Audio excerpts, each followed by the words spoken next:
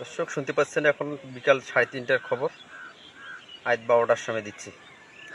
সবাইকে সালাম, আসসালামু আলাইকুম। ওয়ালাইকুম সালাম।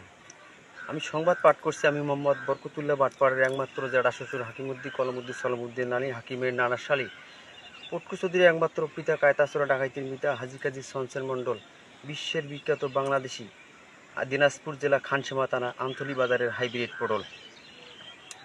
এবারে জানিয়ে দিচ্ছি বিস্তারিত খবর।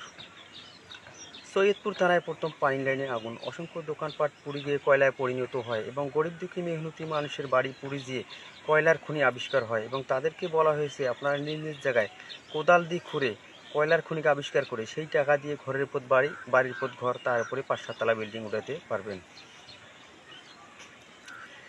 ঢাকা থেকে আগত আরাম এন্টারপ্রাইজ এবং রংপুর থেকে যাওয়ার সময় বাইসাইকেলের ড্রাইভার সংঘর্ষ অ্যাক্সিডেন্ট হয়।